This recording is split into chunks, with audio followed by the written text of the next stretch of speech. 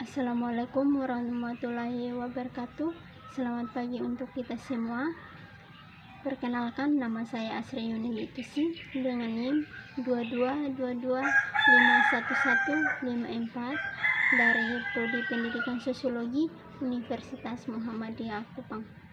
Baik, di sini saya akan memenuhi kriteria tugas dari mata kuliah metodologi penelitian pendidikan, yang mana kami dapat tugas dengan tugas proposal. Di sini proposal saya dengan berjudul meningkatkan kreativitas belajar melalui model pembelajaran PAIKEM mata pelajaran IPA siswa kelas 4 di SD Impres Nenotes, Kabupaten Timur Tengah Selatan. Baik, langsung saja. Bab 1, pendahuluan. Pembelajaran merupakan usaha sadar terencana untuk mewujudkan suasana belajar dan proses pembelajaran agar siswa secara aktif mengembangkan potensi dirinya untuk memiliki kekuatan spiritual, keagamaan, pengendalian diri, kepribadian, kecerdasan, serta akhlak mulia, keterampilan yang diperlukan dirinya, warga negara bangsa Indonesia. Pendidikan adalah usaha sadar yang disengajakan, bertujuan, dan terkendali agar orang belajar atau menjadi perubahan yang relatif menetap pada diri orang lain. Di dalam proses pembelajaran terdapat peran siswa sebagai subjek belajar. Aktif belajar siswa tidak hanya sekedar mendengar atau mencatat modul pembelajaran yang diberikan oleh guru. Berikut, IPA berarti ilmu menekuni tentang akibat kejadian-kejadian yang terdapat di dalam ini. Ilmu pengetahuan alam atau IPA ialah satu pilihan ilmu yang di dalamnya mengkaji bermacam kajian ilmu alam, di antara lain fisika, kimia, dan hayati. Mata pelajaran IPA ini sangat penting kedudukannya dalam masyarakat karena IPA membahas mengenai makhluk hidup, proses kehidupan alam, serta peristiwa alam yang erat kaitannya dengan kehidupan sehari-hari. PAIKEM adalah singkatan dari pembelajaran aktif, inovatif, kreatif, efektif, dan menyenangkan. Dalam proses pembelajaran yang berlangsung mengaitkan partisipasi siswa buat berpartisipasi secara aktif sepanjang proses pendidikan, bisa mewujudkan pendidikan yang aktif serta menyaksikan. Pasti saja dibutuhkan ide-ide kreatif serta inovatif guru dalam pendidikan strategi. Proses pendidikan yang dicoba dan aktif serta menyaksikan diharapkan lebih efektif buat menggapai tujuan pendidikan yang sudah diresmikan tadinya. Pendidikan yang aktif serta menyaksikan tidak efektif apabila tujuan belajar sesuai dengan baik. Berikut kita masuk pada bab 2, tinjauan pustaka. Hasil tinjauan pustaka yang pertama itu kreativitas belajar. Kreativitas merupakan suatu bidang kajian yang kompleks, menimbulkan berbagai perbedaan pandangan. Definisi kreativitas sangat berkaitan dengan pendekatan pendefinisian dan tergantung pada dasar teori yang menjadi dasar acuannya. Kreativitas merupakan suatu ungkapan yang tidak asing lagi dalam kehidupan sehari-hari, khususnya bagi anak sekolah yang selalu berusaha menciptakan sesuatu dengan fantasinya. Di sini ada salah satu ahli yang berpendapat bahwa dengan Utami Munandar dan Ali mendefinisikan bahwa kreativitas adalah kemampuan mencerminkan kelamaran, keluasan, orisinalitas dalam berpikir serta kemampuan untuk mengelaborasi suatu gagasan. Sedangkan Toraj pula mengatakan bahwa kreativitas atas proses kemampuan individu untuk memahami kesenjangan atau hambatan dalam hidupnya merupakan hipotesis baru dan mengkomunikasikan hasil-hasilnya serta sedapat mungkin memodifikasi dan menguji hipotesis yang dirumuskan.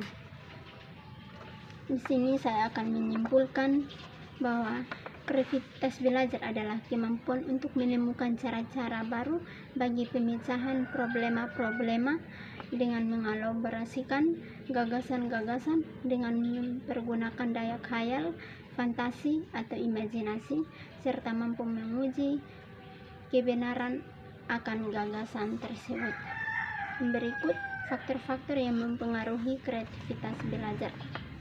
Menurut Muhammad Ali dan Muhammad Asyuri menyatakan bahwa faktor-faktor yang mempengaruhi kreativitas belajar dikategorikan dalam dua kelompok, yaitu faktor yang mendukung dan faktor yang menghambat. Faktor-faktor yang mendukung perkembangan kreativitas adalah: yang pertama, situasi yang menghadirkan ketidaklengkapan serta keterbukaan. Yang kedua, situasi yang menimbulkan dan mendorong timbulnya banyak pertanyaan. Yang ketiga, situasi yang mendorong menghasilkan sesuatu. Yang berikut faktor-faktor yang menghambat berkembangnya kreativitas belajar, yaitu yang pertama, adanya kebutuhan dan keberhasilan, ketidakberanian dalam menanggung risiko atau upaya mengejar sesuatu yang belum diketahui. Yang kedua, konformatika terhadap teman-teman sekelompok dan tekanan sosial. Yang ketiga, kurang berani dalam melakukan eksplorasi menggunakan imajinasi dalam penyelidikan. Yang berikut karakteristik belajar, yaitu memiliki rasa ingin tahu yang besar, tekun dan tidak mudah bosan, dan percaya diri dan mandiri. Berikut adalah ciri-ciri kreativitas, antara lain senang mencari pengalaman baru, memiliki asikan dalam mengerjakan tugas, dan memiliki inisiatif.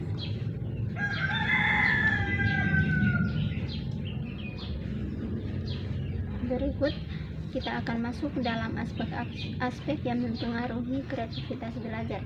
Yang pertama, aspek kemampuan kognitif. Kemampuan kognitif atau kemampuan berpikir merupakan salah satu aspek yang berpengaruh terhadap munculnya kreativitas seseorang. Kemampuan berpikir yang dapat mengembangkan kreativitas adalah kemampuan berpikir secara divergen, yaitu kemampuan untuk memikirkan berbagai alternatif pemecahan suatu masalah. Yang kedua, aspek institusi dan imajinasi. Kreativitas berkaitan dengan aktivitas belahan otak kanan. Karena itu, institusi dan imajinasi merupakan aspek lain yang mempengaruhi munculnya kreativitas. Yang ketiga, aspek penginderaan. Kreativitas dipengaruhi oleh aspek kemampuan melakukan penginderaan, yaitu kemampuan menggunakan panca indera secara peka supaya dapat menemukan sesuatu yang tidak dapat dilihat oleh orang lain. Yang keempat, aspek kecerdasan emosi. Kecerdasan emosi adalah aspek yang berkaitan dengan keuletan, kesabaran, ketabahan dalam menghadapi ketidakpastian dan berbagai masalah yang berkaitan dengan kreativitas. A. B. Penelitian yang relevan. A. Model pembelajaran Paikian. Paikian merupakan singkatan dari kata aktif, inovatif, kreatif, efisien, serta menyenangkan. Dijawab demikian sebab pendidikan dirancang buat mengaktifkan siswa dengan tata cara inovatif serta meningkatkan kreativitas sehingga efisien, tetapi senantiasa menyaksikan proses pendidikan pada setiap satuan pembelajaran dasar serta wajib interaktif, inspiratif, menantang serta partisipasi pendidikan buat berpartisipasi aktif dan membagikan ruang yang lumayan untuk prakarsa dan kreativitas. Yang pertama, aktif. Aktif yang dimaksud dalam proses pendidikan, guru wajib menghasilkan atmosfer sedemikian rupa sehingga siswa aktif berpikir, bertanya, dan mempertanyakan mengemukakan gagasan, bereksperimen, mempraktikkan konsep yang dipelajari, serta berkreasi. Yang kedua, inovatif. Pendidikan inovatif bisa beradaptasi dari model pendidikan yang menyaksikan. Bila siswa telah menanamkan pikirannya, pasti tidak akan terdapat lagi siswa yang pasif di kelas. Yang ketiga, kreatif. Yang dimaksud supaya guru menghasilkan aktivitas belajar yang bermacam-macam sehingga dipenuhi bermacam tingkatan keahlian siswa. Yang keempat, efisien. Berarti model pendidikan kemampuan yang seleksi wajib menjamin kalau tujuan pendidikan hendak tercapai secara optimal. Yang kelima, menyenangkan. Merupakan suatu belajar yang jauh dari rasa bosan serta mengerikan sehingga siswa bisa memusatkan perhatiannya secara penuh pada pendidikan. Yang berikut, C, kerangka berpikir. Pembelajaran PAIKEM diperlihatkan dengan berbagai macam aktivitas yang terjalin sepanjang pendidikan. Pada dikala yang sama, cerminan tersebut membuktikan keahlian yang dibutuhkan dipahami guru buat menghasilkan kondisi tersebut. PAIKEM lebih membolehkan siswa serta guru dalam aktif untuk ikut serta dalam pendidikan, sebab sepanjang ini siswa lebih banyak memahami pendekatan pendidikan konvensional. PAIKEM dilandasi oleh falsafah konstruktif yang menekankan supaya siswa sanggup mengintegrasikan gagasan baru dengan gagasan ataupun pengetahuan dini yang sudah dimilikinya, sehingga mereka sanggup membangun arti untuk fenomena yang berbeda. Minat belajar hendak mempengaruhi proses aktivitas belajar yang hendak membuat anak sungguh-sungguh serta merasa bahagia belajar. Kita masuk pada bab 3, metode penelitian. Jenis metode penelitian.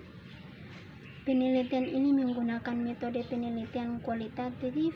Penelitian kualitatif adalah penelitian yang berupaya menganalisis kehidupan sosial dengan menggambarkan dunia sosial dari sudut pandang atau interpretasi individual atau informal dalam latar ilmiah.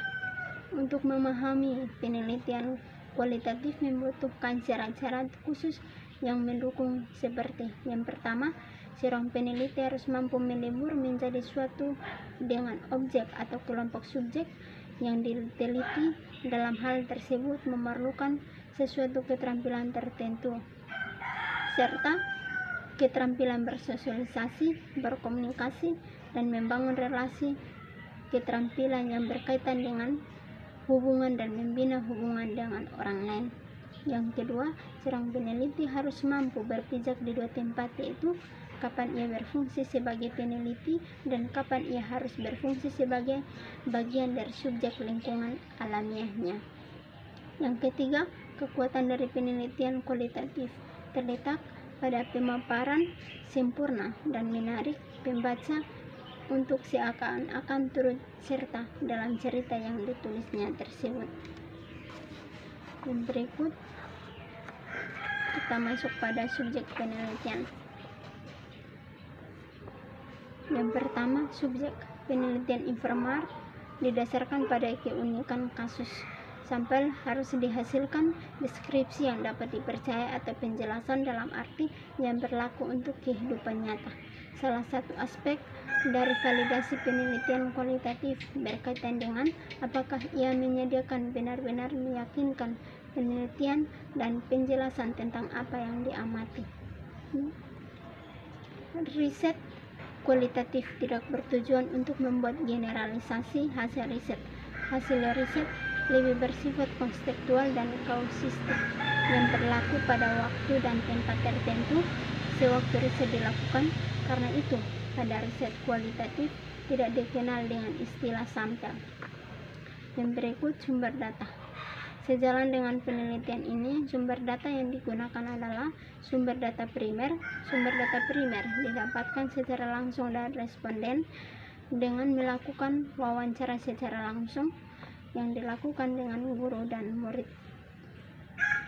Yang berikut, teknik pengumpulan data. Metode pengumpulan data adalah suatu hal penting dalam pendidikan karena metode ini merupakan strategi atau cara yang digunakan oleh peneliti untuk mengumpulkan data yang diperlukan dalam penelitiannya. Pengumpulan data dalam penelitian yang dimaksud untuk memperoleh bahan-bahan keterangan, kenyataan, dan informasi yang dapat dipercaya. Yang pertama, wawancara secara langsung. Teknik yang digunakan dalam pengumpulan data dalam penelitian ini menggunakan wawancara. Wawancara adalah percakapan dengan maksud tertentu. Percakapan itu dilakukan oleh pewawancara dan memberikan jawaban atas pernyataan itu. Yang berikut, yang kedua, dokumentasi. Teknik pengumpulan data dengan dokumentasi merupakan untuk memperoleh data berlangsung dari tempat peneliti. Pada pelaksanaannya, data dokumentasi merupakan data sekunder yang data informasi terkait dengan masalah penelitian yang diperoleh dari buku, internet, majalah, surat kabar, dan dokumen-dokumen lainnya. Yang berikut, teknik keabsahan data. Dalam penelitian kualitatif, data yang telah berhasil digali dan dikumpulkan dan dicatat dalam kegiatan penelitian harus diusahakan kemantapan dan kebenarannya. Oleh karena itu, peneliti harus memilih dan menemukan cara-cara yang tepat untuk mengembangkan validasi data yang diperolehnya. Cara pengumpulan data yang beragam tekniknya harus sesuai dengan tepat untuk menggali data-data yang benar yang diperlukan bagi peneliti. Yang berikut, teknik analisis data. Dalam menganalisis data yang diperoleh dari data baik primer maupun sekunder, metode yang digunakan adalah yang pertama, reduksi data. Identifikasi satuan atau unit pada mulanya didefinisikan adanya sesuatu, yaitu bagian kecil yang ditemukan dalam data yang dimiliki makna bila berkaitan dengan fokus dan masalah penelitian. Yang kedua, sesudah satuan diperoleh, langkah berikutnya adalah membuat coding.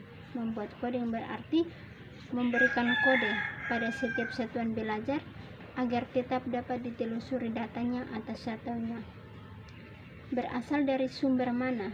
Diperlukan diketahui bahwa dalam pembuatan kode untuk analisis dengan komputer cara coding lainnya. Yang kedua, kategorisasi.